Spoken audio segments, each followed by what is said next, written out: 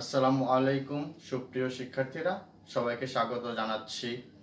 আমি মোহাম্মদ সামাদ খান, প্রভাষক, হিসাব বিজ্ঞান বিভাগ, ঢাকা কলেজ, ঢাকা। আশা করি তোমরা সকলেই সুস্থ আছো এবং নিরাপদে আছো। আমরা সবাই এখনো একটি মহামারীর মধ্য দিয়ে যাচ্ছি, তারপরও আমরা সকলেই এই পর্যন্ত সুস্থ আছি, তার জন্য শুকরিয়া। এখন আজকে আমাদের লিমিটেড কোম্পানির নিরীক্ষা এই অধ্যায়, তৃতীয় অধ্যায়ের তৃতীয় ক্লাসটি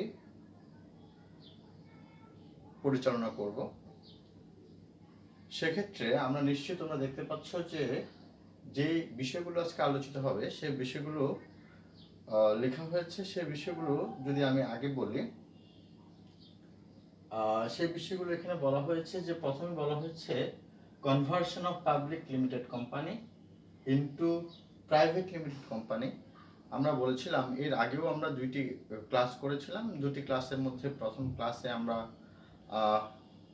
লিমিটেড কোম্পানি কাকে বলে, লিমিটেড কোম্পানির সংজ্ঞা, সুবিধা অসুবিধা, বৈশিষ্ট্য, তারপরে পাবলিক লিমিটেড কোম্পানির সুবিধা অসুবিধা বৈশিষ্ট্য, এগুলো পড়েছিলাম। আজকে এই বিষয়গুলো নিয়ে আলোচনা করা হবে নিশ্চয়ই। প্রথমেই আমরা যেটা বলেছিলাম যে গত ক্লাসেও আমরা আলোচনা করেছিলাম যে কিভাবে একটি প্রাইভেট লিমিটেড কোম্পানিকে পাবলিক লিমিটেড কোম্পানিতে রূপান্তর করা যায়, রূপান্তর প্রক্রিয়া। আজকে আমরা ঠিক তার উল্টোটা আলোচনা করব যে পাবলিক লিমিটেড কোম্পানিকে আবার প্রাইভেট লিমিটেড কোম্পানিতে কিভাবে রূপান্তর করা যায় তার প্রক্রিয়া। তারপরে এখানে বলা হয়েছে যে distinction between public limited company and versus private limited company. এখানে বলা হয়েছে যে পাবলিক লিমিটেড কোম্পানি এবং প্রাইভেট লিমিটেড কোম্পানির মধ্যে অনেকগুলো পার্থক্য, সাদৃশ্য রয়েছে, পার্থক্য বিদ্যমান রয়েছে। সে পার্থক্য নিয়ে আলোচনা করা হবে, পার্থক্যগুলো নিয়ে আলোচনা করা হবে। এখানে বলা হচ্ছে privileges A private limited company enjoy of public limited company. এখানে বলা হচ্ছে যে পাবলিক লিমিটেড কোম্পানির থেকে প্রাইভেট লিমিটেড কোম্পানি যেসব সুযোগ সুবিধা বেশি ভোগ করে থাকে সেই সব সুযোগ সুবিধাগুলো এখানে আলোচনা করা হবে। নিশ্চয়ই এখানে সুযোগ সুবিধাগুলো বলা হয়েছে। তারপরে বলা হয়েছে যে এখানে কোয়ালিফিকেশন অফ কোম্পানি অডিটর, একটি কোম্পানি নিরীক্ষকের কি কি যোগ্যতা থাকতে হবে সেই যোগ্যতাগুলো নিয়ে এখানে বলা হয়েছে। তারপর বলা হয়েছে যে এখানে how to become a chartered accountant in Bangladesh. আমরা বাংলাদেশে কিভাবে একজন চার্টার্ড অ্যাকাউন্টেন্ট হতে পারে বা হওয়া যায় এখানে বলা হয়েছে। তারপরে বলা হয়েছে যে disqualification of a company auditor, একজন কোম্পানি অডিটর কি কি অযোগ্যতা রয়েছে সে অযোগ্যতাগুলো নিয়ে এখানে আলোচনা করা হবে নিশ্চয়ই। তো আমরা আমাদের ক্লাসের শুরুতেই বলেছি যেটা, সেটা নিয়ে আমরা আলোচনা করা শুরু করতে চাই। প্রথমে বলা হয়েছে যে conversion of public limited company into private limited company. এখানে প্রথমে যেটা বলা হয়েছে যে এটা রূপান্তর। নিশ্চয়ই আমাদের এই পাবলিক লিমিটেড কোম্পানি, বিভিন্ন কোম্পানি লিমিটেড কোম্পানি নিরীক্ষা, এই লিমিটেড কোম্পানি নিরীক্ষার ক্ষেত্রে যেটি বলা হয়েছে যে এটি 1994 সালে কোম্পানি আইন দ্বারা পরিচালিত হয়, নিয়ন্ত্রিত হয়, সব পরিচালিত নিয়ন্ত্রিত হয়। এক্ষেত্রে আমরা যখন এটিকে একটি পাবলিক লিমিটেড কোম্পানিকে প্রাইভেট লিমিটেড কোম্পানিতে রূপান্তর করতে যাব, সেক্ষেত্রে আমাদের প্রথমে একটি বিশেষ সিদ্ধান্ত গ্রহণ করতে হবে। প্রথম কাজ হচ্ছে বিশেষ সিদ্ধান্ত গ্রহণ। তার মানে পাবলিক লিমিটেড কোম্পানির শেয়ার হোল্ডারদের সমন্বয়ে একটি সভা হবে। সেই সভার সিদ্ধান্ত ক্রমে একটি সিদ্ধান্ত নেওয়া হবে যে এই পাবলিক লিমিটেড কোম্পানিকে প্রাইভেট লিমিটেড কোম্পানিতে রূপান্তর করা হবে, রূপান্তর করতে হবে এবং রূপান্তর করা যাবে বা করা হবে, এই বিষয়ে একটি সিদ্ধান্ত গ্রহণ করতে হবে। দ্বিতীয়ত হচ্ছে পরিমাণ নিয়মাবলীর পরিবর্তন। অবশ্যই যে সংঘবিধি বা পরিমেল নিয়মাবলীর কথা বলা হয়েছে, এই পরিমেল নিয়মাবলীকে পরিবর্তন করতে হবে। পরিমেল নিয়মাবলীর পরিবর্তন করতে হবে। এর কারণ হচ্ছে আমরা নিশ্চয়ই জানি যে পরিমেল নিয়মাবলী যে 232 ধারা 1994 সালের কোম্পানি আইনের 232 ধারা যেসব কিছু বলা হয়েছে তার মধ্যে আমরা নিশ্চয়ই দেখেছি যে আমাদের প্রথমে বলা হয়েছে যে পাবলিক লিমিটেড কোম্পানির ক্ষেত্রে নিচে 7 জন এবং উপরে শেয়ার সংখ্যা দ্বারা সীমাবদ্ধ সদস্য সংখ্যা রাখতে হবে, সেটিকে পরিবর্তন করে আবারও নিচে 2 জন এবং সর্বোচ্চ 50 জন শেয়ার 50 জন দ্বারা সীমাবদ্ধ করতে হবে, এটিকে আবার পরিবর্তন করতে হবে। নিশ্চয়ই আমরা বলেছিলাম যে এক্ষেত্রে অবাধে শেয়ার হস্তান্তরযোগ্যতার কথা বলা হয়েছে, কিন্তু আবার এটিকে আমাদের রিফর্ম করতে হবে, যে রিফর্ম করে এটি বলতে হবে যে আমাদের কাজ করতে হবে যে এই শেয়ার অবাধে হস্তান্তর করা যাবে না, অবাধে হস্তান্তর করা যাবে না, এইগুলো আমাদের অবশ্যই পরিবর্তন করতে হবে। সেই সাথে আমাদের পরিমেল নিয়মাবলী পরিবর্তন করতে হবে। তারপরে আমাদের নামধারা পরিবর্তন করতে হবে, নামধারা সংশোধন করতে হবে। নিশ্চয়ই আমরা জানি নামধারা সংশোধন মধ্যে যেটি বলা হয়েছে যে তার নামের শেষে যখন আমরা শুধু লিমিটেড কথাটি লেখা থাকে, কিন্তু আমাদের সেক্ষেত্রে যেটি করতে হবে প্রাইভেট লিমিটেড কথাটি সংযুক্ত করতে হবে।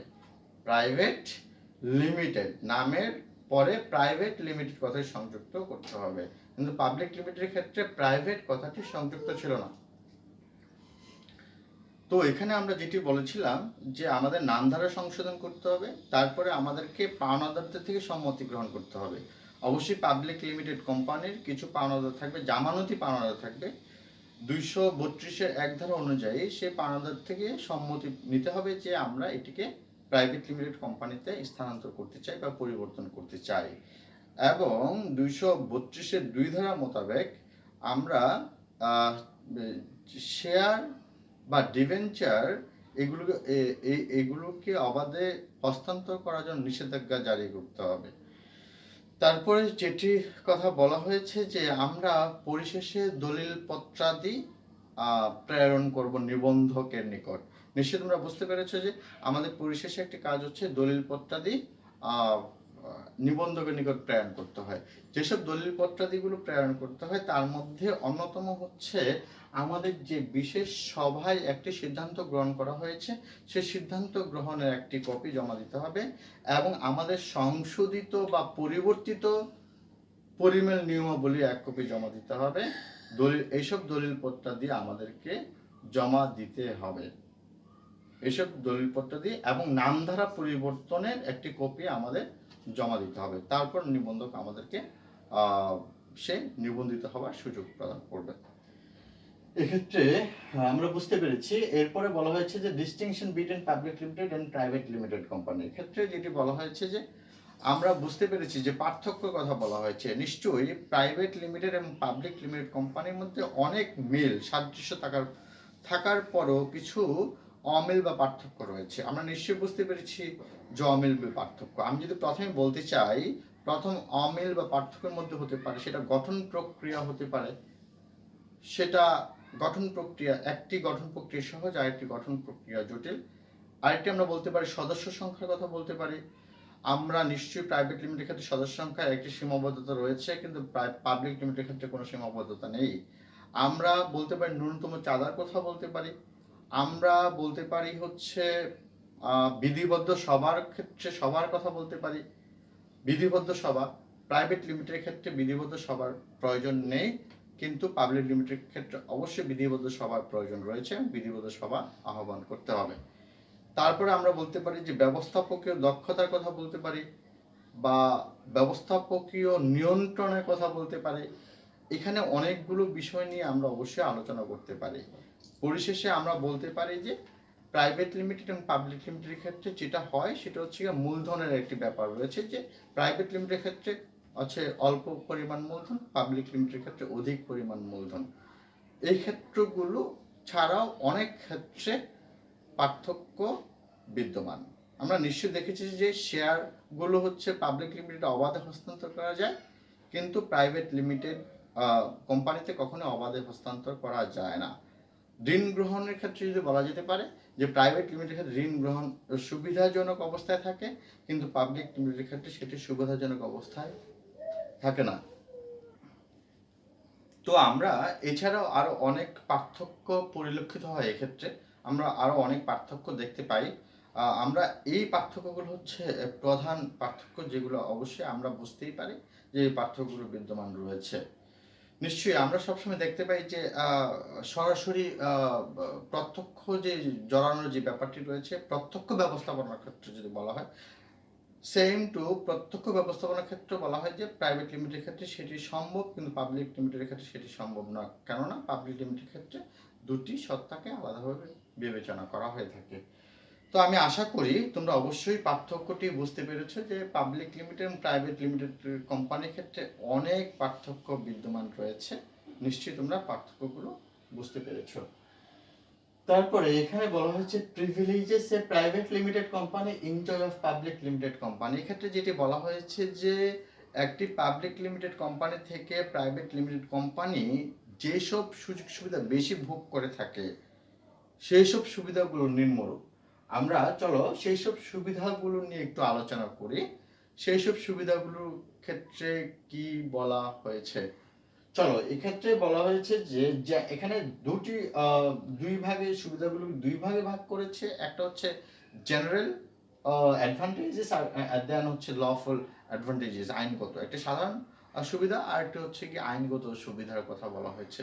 তাহলে আমরা নিশ্চয়ই এখানে দেখতে পাই যে প্রথমে সাধারণ সুবিধার ক্ষেত্রে বলা হয়েছে যে ফরমেশন। এক্ষেত্রে বলা হয়েছে যে পাবলিক লিমিটেডের থেকে প্রাইভেট লিমিটেড কোম্পানিকে গঠন করা সহজ এবং দ্রুত এটিকে গঠন করা যায়। তারপরে বলা হয়েছে যে কমেন্সমেন্ট অফ ওয়ার্ক বা কার্যারম্ভের কথা বলা হয়েছে। এক্ষেত্রে আমরা বুঝতে পারি যে এটিকে খুব দ্রুত কার্য শুরু করা যায়। আর কারণ হচ্ছে আমরা এর প্রিভিয়াস ক্লাসেও বলেছিলাম যে খুব দ্রুত যখন আমরা প্রাইভেট লিমিটেড কোম্পানি নিবন্ধন হয়ে যায়, নিবন্ধন দিয়ে দেন, তখনই আমরা কাজ শুরু করতে পারি। কিন্তু পাবলিক লিমিটেড ক্ষেত্রে সেটি সম্ভব না। পাবলিক লিমিটেড ক্ষেত্রে হচ্ছে কার্যারম্ভের অনুমতিপত্র সংগ্রহ করতে হয়, কার্যের আরম্ভ করার অনুমতিপত্র সংগ্রহ করে নিতে হয়। ওকে, তারপরে এক্ষেত্রে বলা হয়েছে সাইজ অফ কোম্পানি। এক্ষেত্রে বলা হয়েছে যে কোম্পানির যে আকার বা আয়তনের ক্ষেত্রে বলা হয়েছে। নিশ্চয়ই আমরা বুঝতে পেরেছি যে একটি প্রাইভেট লিমিটেড কোম্পানি যেহেতু ছোট, সেহেতু এটিকে নিয়ন্ত্রণ করা, পরিচালনা করা, এটিকে সুন্দরভাবে উপস্থাপন করা সহজসাধ্য ব্যাপার। কিন্তু পাবলিক লিমিটেড কোম্পানি যেহেতু খুব বড় বা বৃহৎ আয়তন প্রতিষ্ঠান, সেক্ষেত্রে এটিকে নিয়ন্ত্রণ করা কঠিন এবং ব্যবস্থাপনা বিষয়টিও একটু জটিল। তারপরে এক্ষেত্রে বলা হয়েছে সিক্রেসি। এক্ষেত্রে সাধারণ সুবিধার মধ্যে বলা হয়েছে গোপনীয়তা। নিশ্চয়ই প্রাইভেট লিমিটেড কোম্পানির ক্ষেত্রে দেখা যায় যে যিনি প্রাইভেট লিমিটেড কোম্পানির একজন পরিচালক হন, তিনি নিজে পরিচালক হন, তিনি নিজে মালিক।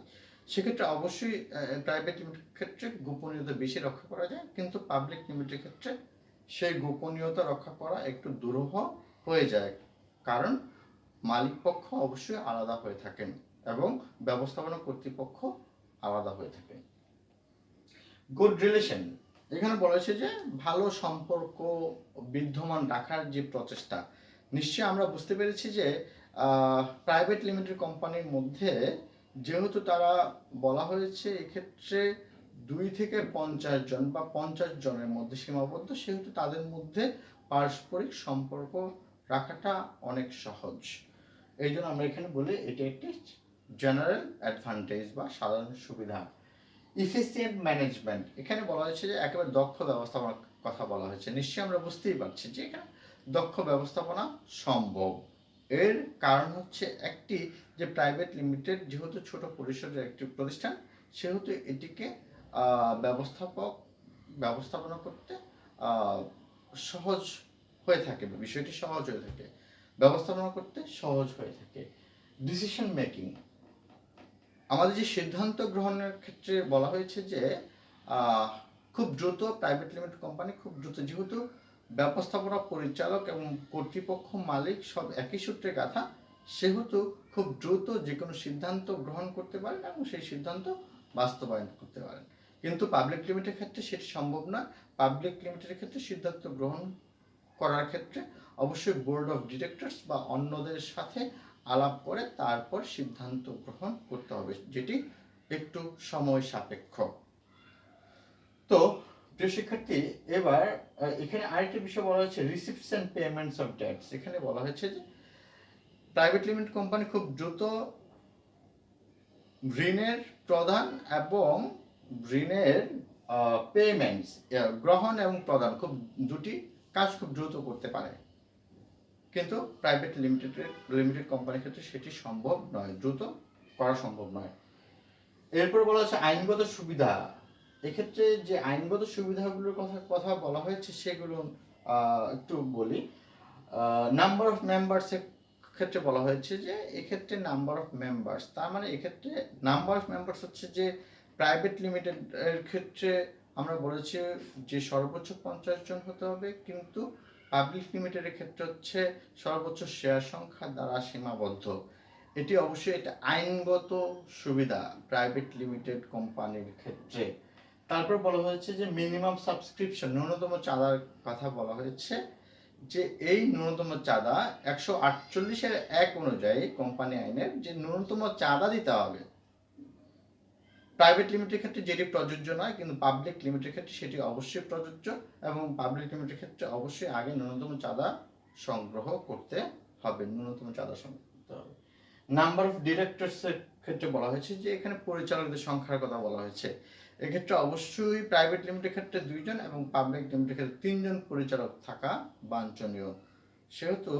যেহেতু এটি 2 জন এবং 3 জন, প্রাইভেট লিমিটেডের ক্ষেত্রে 2 জন, সেহেতু অবশ্যই এটি একটি প্রাইভেট লিমিটেডের জন্য সুবিধা। প্রসপেক্টাস, এখানে বলা হয়েছে বিবরণ বা বিবরণী পত্র। এক্ষেত্রে প্রাইভেট লিমিটেড কোম্পানির ক্ষেত্রে কোনো ধরনের বিবরণপত্র প্রচার করতে হয় না বা দিতে হয় না, কিন্তু পাবলিক লিমিটেড কোম্পানির ক্ষেত্রে অবশ্যই তাকে শেয়ার বা বিবরণপত্র বিতরণ করার পূর্বে অবশ্যই তাকে প্রসপেক্টাস ইস্যু করতে হবে। তারপরে এখানে বলা হয়েছে স্ট্যাটুটরি মিটিং। এখানে বলা হয়েছে যে বিধিবদ্ধ সভা। আমরা বলেছিলাম এর আগের ক্লাসে বলেছিলাম যে প্রাইভেট লিমিটেড কোম্পানির ক্ষেত্রে কোনো বিধিবদ্ধ সভা করার প্রয়োজন নেই, কিন্তু পাবলিক লিমিটেড কোম্পানির ক্ষেত্রে অবশ্যই বিধিবদ্ধ সভা করতে হবে। প্রতি বছর তাকে একটি বিধিবদ্ধ সভা অবশ্যই করতে হবে। এখানে বলা হয়েছে যে পারচেজ মিনিমাম শেয়ার, এখানে বলা হয়েছে যোগ্যতা ভিত্তিক তাকে শেয়ার ক্রয়ের ক্ষেত্রে যে কথাই বলা হয়েছে।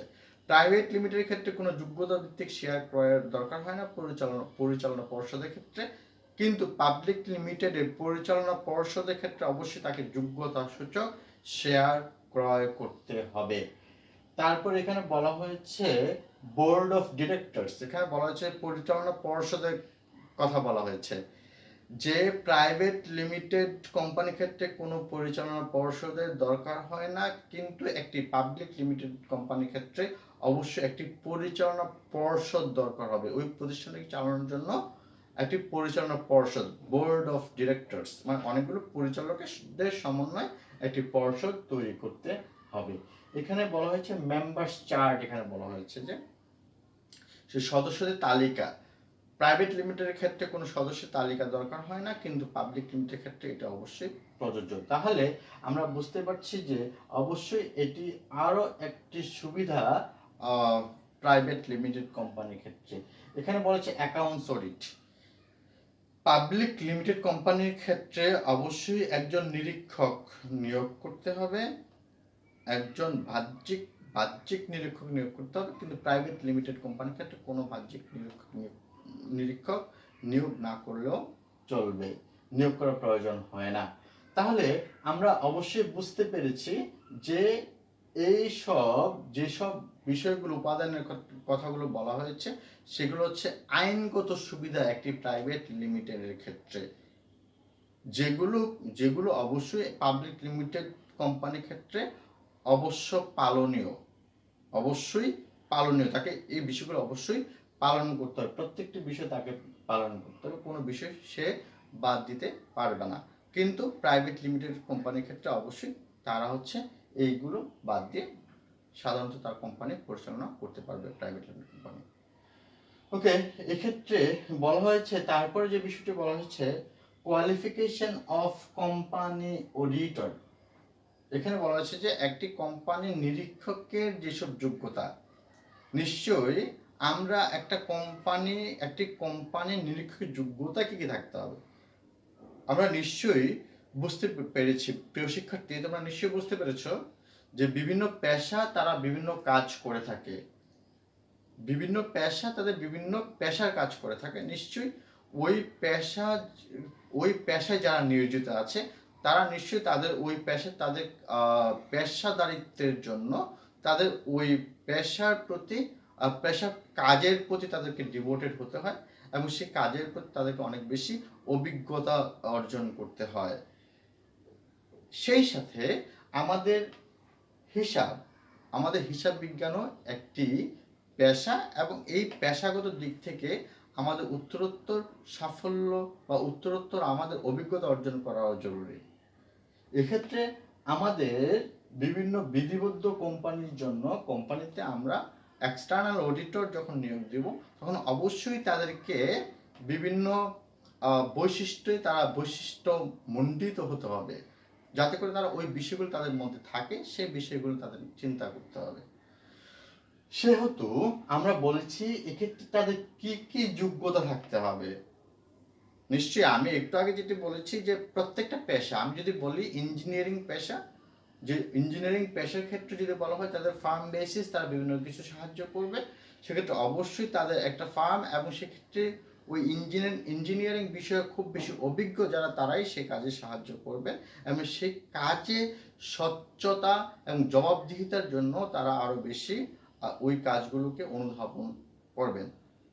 ঠিক আমাদের হিসাব বিজ্ঞানের ক্ষেত্রেও আমাদের হিসাবের মধ্যে ভুল ও জুয়াচুরিকে উদ্ঘাটন করার জন্য অবশ্যই আমাদের এক্ষেত্রে অনেক বেশি অভিজ্ঞতা অর্জন এবং অনেক বেশি শিক্ষার প্রয়োজন। এই কারণে আমাদের অবশ্যই একটি কোয়ালিটি দরকার হয়ে থাকে এবং সেই কোয়ালিটিগুলো কি কি একজন কোম্পানির কি কি কোয়ালিটি থাকা দরকার, সেই কোয়ালিটিগুলো আমরা একটু আলোচনা করতে চাই।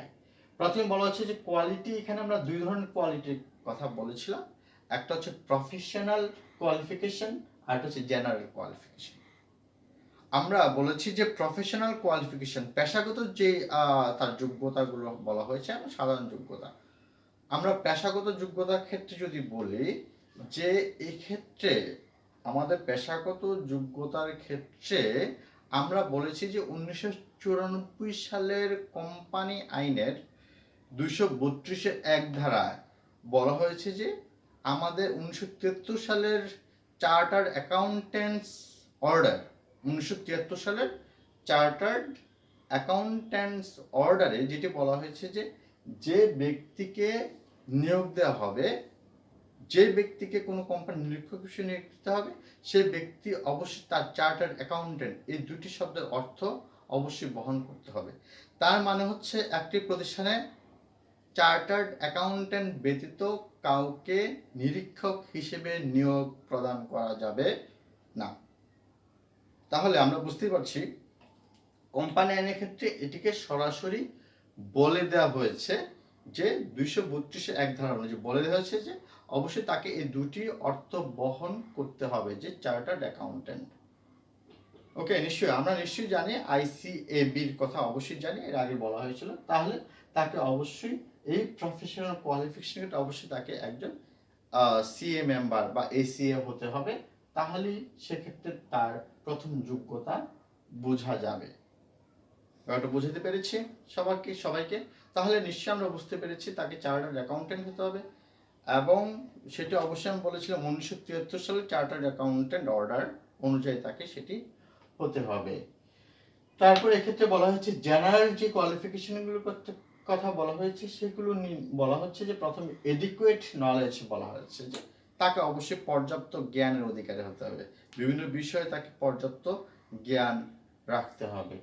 তারপর এক্ষেত্রে বলা হয়েছে যে অনেস্টি অ্যান্ড ইন্টেলিজেন্স এখানে বলা হয়েছে যে তাকে অবশ্যই সৎ এবং বুদ্ধিমত্তার অধিকারী হতে হবে, অবশ্যই সৎ এবং তাকে বুদ্ধিমত্তার অধিকারী হতে হবে। শার্প অ্যাটিটিউড এখানে বলা হয়েছে তীক্ষ্ণ দৃষ্টিভঙ্গির কথা বলা হয়েছে, অবশ্যই সে যেহেতু অনেক বৃহৎ পরিসরে কাজ করবে, অবশ্যই তাকে তীক্ষ্ণ বুদ্ধিমত্তার হতে হবে, নিশ্চয়ই তোমরা তা বুঝতে পেরেছো। প্যাশেন্স ধৈর্য, যেহেতু এটি একটি সময় মাফিক কাজ বা অনেক সময় নিয়ে কাজ করতে হয়, অনেকের সাথে কাজ করতে হয়, সেহেতু অবশ্যই তাকে ধৈর্য ধারণ করতে হবে। জেন্টাল বিহেভিয়ারের ক্ষেত্রে বলা হয়েছে তাকে অবশ্যই জেন্টাল বিহেভিয়ার ভদ্র আচরণ করতে, ভদ্র আচরণের মালিক হতে হবে। কিপিং সিক্রেসি এখানে বলা হয়েছে যে তাকে গোপনীয়তা রক্ষা করতে হবে, যেহেতু সে একজন কোম্পানির অডিটর হিসেবে নিয়োগ প্রাপ্ত হবেন, তখন অবশ্যই তিনি কোম্পানি অনেক কিছু জানবেন, সেক্ষেত্রে তাকে ওই কোম্পানির বিভিন্ন তথ্য তাকে গোপনীয়তার সাথে কাজ করতে হবে, তথ্য গোপন রাখতে হবে। Knowledge in different laws and business এখানে বলা হচ্ছে যে তাকে অবশ্যই একজন নিরীক্ষককে অবশ্যই বিভিন্ন আইন সম্পর্কে, বিভিন্ন কারবার বা ব্যবসা সম্পর্কে তাকে সম্যক জ্ঞান রাখতে হবে, যাতে করে তিনি বিভিন্ন আইনের আলোকেও বিভিন্ন কাজ করতে পারেন। তারপরে বলা হয়েছে নলেজ ইন ল্যাঙ্গুয়েজ, অবশ্যই একজন নিরীক্ষক যখন নিরীক্ষা কার্য শেষে প্রতিবেদন রচনা করবেন, প্রতিবেদন পেশ করবেন, নিশ্চয়ই তখন তিনি প্রতিবেদনের ভাষাটিকে খুব সুন্দর করে ফুটিয়ে তুলবেন, এবং অবশ্যই তাকে প্রতিবেদন ভাষাটিকে আগে অ্যাবজর্ভ করতে হবে, তাকে নিয়ে নিতে হবে, তাকে সুন্দরভাবে সেটিকে ফুটিয়ে তুলতে হবে। তারপর বলা হচ্ছে পার্সোনালিটির ক্ষেত্রে বলা হচ্ছে, নিশ্চয়ই আমরা জানি যে প্রত্যেকটা ব্যক্তির পার্সোনালিটি ব্যক্তিত্ব সম্পন্ন হওয়া জরুরি, সেক্ষেত্রে অবশ্যই একজন নিরীক্ষক ব্যক্তিত্ব সম্পন্ন হবেন। তারপর বলা হচ্ছে ইম্পার্শিয়াল অ্যাটিটিউড, অবশ্যই তাকে পক্ষপাত মুক্ত দৃষ্টিভঙ্গি থাকতে হবে, একজন নিরীক্ষক কোনো দিকই সে পক্ষপাত দুষ্ট হতে পারবেন না, তাকে অবশ্যই পক্ষপাত মুক্ত হতে হবে। নলেজ ইন মেকানিক্যাল মেথডস, যেহেতু বর্তমান একটি যান্ত্রিক সময়, এই যান্ত্রিক সময় তাকে বিভিন্ন যান্ত্রিক বা বিভিন্ন কম্পিউটার, যেহেতু আমরা এমআইএস বলি, ম্যানেজমেন্ট ইনফরমেশন সিস্টেমের কথা বলি, সেহেতু অবশ্যই এই সবগুলো বিষয় আমাদের মাথায় রাখতে হবে, এই সবগুলো বিষয় নিয়ে আমাদেরকে কাজ করতে হবে।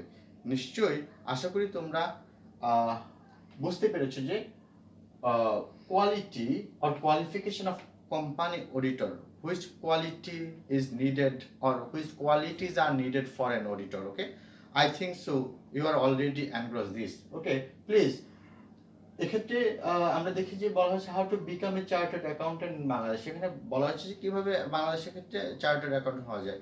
নিশ্চয়ই তোমরা এর আগেই জেনেছো, এটি খুব সহজ একটি ব্যাপার যে স্নাতক পাশ করে, বাংলাদেশ প্রেক্ষাপটে স্নাতক পাশ করে, সেক্ষেত্রে সে একটি ফার্ম বা সে ফার্মের অধীনস্থ হয়ে কাজ করবেন, এবং অবশ্যই আইসিএবির অধীনে সে পরীক্ষা দিয়ে পাশ করবেন, তারপর সে একজন সনদপ্রাপ্ত হিসাব বিজ্ঞানী হতে পারবেন।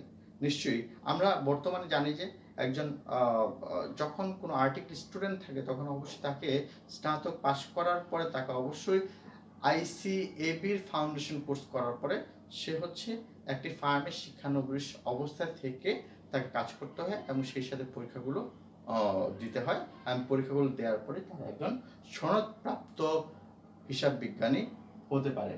এক্ষেত্রে বলা হচ্ছে, তো প্রিয় শিক্ষার্থীরা, আজকে আমাদের ক্লাস এই পর্যন্তই। আমি আশা করি আমরা পরবর্তী ক্লাসের জন্য অবশ্যই এই বিষয়গুলো আমরা একটু পড়াশোনা করব, এবং বাসায় বসে এই বিষয়গুলো একটু চর্চা করব। সেই পর্যন্ত সবাই ভালো থাকবে।